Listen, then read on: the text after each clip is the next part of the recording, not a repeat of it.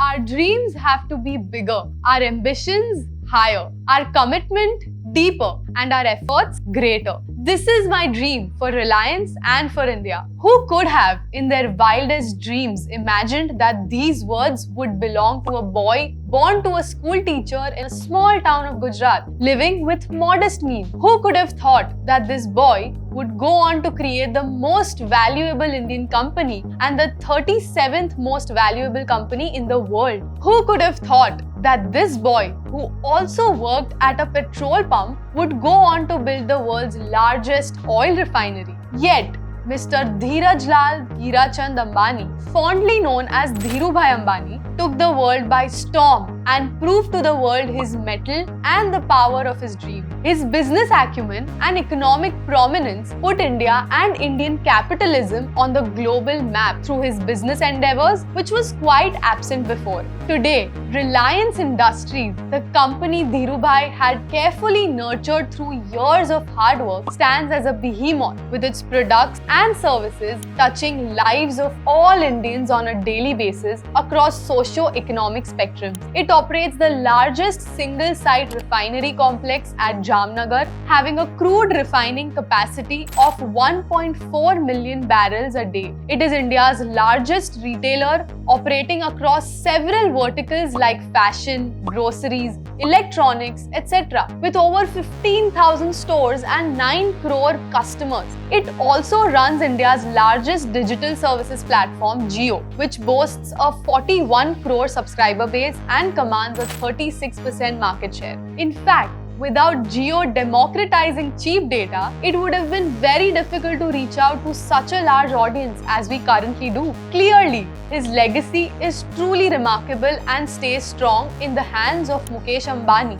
long after he has gone. Reliance couldn't have scaled to these heights hadn't it been nurtured under the vision and leadership of Dhirubhai Ambani. But how did a small town guy make it that big? How was his journey? How did Dhirubhai take Reliance from 0 to 1? Let's uncover the various life and business lessons hidden in this amazing personality by tracing his route. Born in 1932 in the erstwhile Junagadh state to the Modh Bania community, he displayed qualities of righteousness and leadership quality early on, even actively participating in independence-related protests. At a meager age of 16, he went to Yemen so that he could support his family financially. Working in what was considered the largest transcontinental trading firm in the 1950s in the east of Suez, Egypt, he self-learned trading and accounting. He sharpened his skills over the years listening to rich merchants who would come to trade over a cup of tea.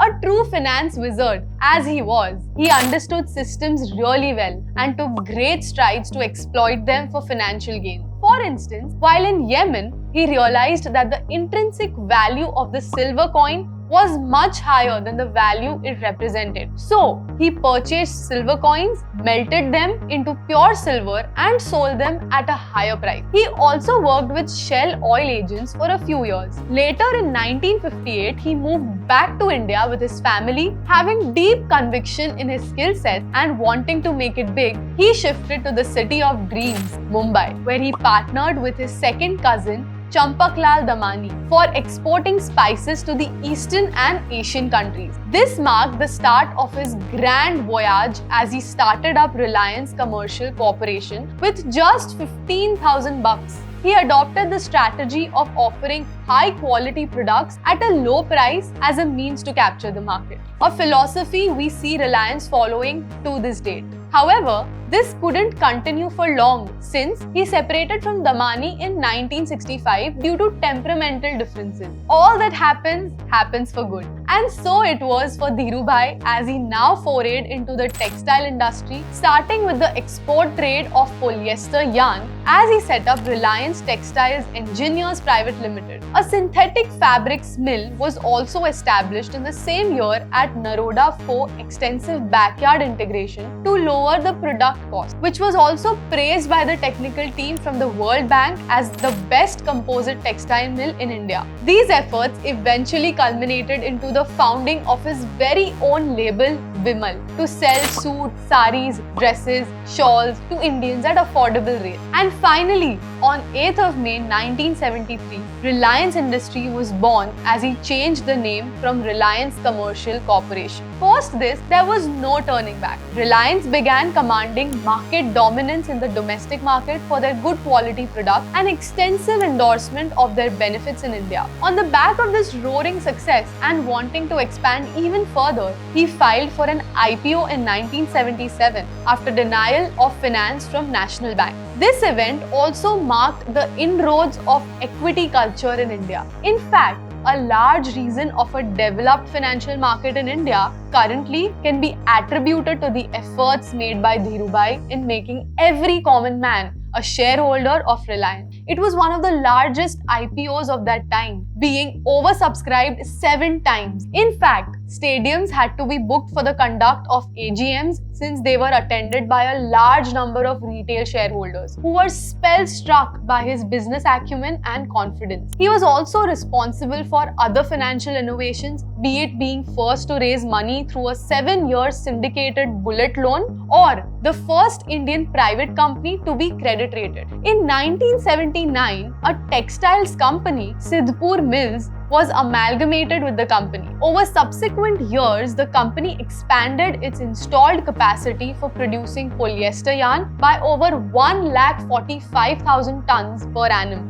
The Hazira petrochemical plant was commissioned in 1991 to 1992. Finally, 1998 to 2000 saw the construction of the integrated petrochemical complex at Jamnagar, cementing its position as a petrochemicals mammoth. He also tried venturing into telecommunications and gas in the 1990s. In 2002, Reliance announced India's biggest gas discovery in the Krishna-Godavari basin, with an in-place volume of natural gas equivalent to 120 crore barrels. This marked the first ever discovery by a private Indian company. Unfortunately, Mr. Dhirubhai Ambani left for his heavenly abode in 2002. From an annual turnover of rupees 70 crore in 1976 to 77 to building this massive empire of rupees 75,000 crore in annual revenue by 2002, his journey has been nothing short of extraordinary. A once-in-a-century personality who built his dream so that he doesn't have to build someone else's, he left a deep imprint on corporate India.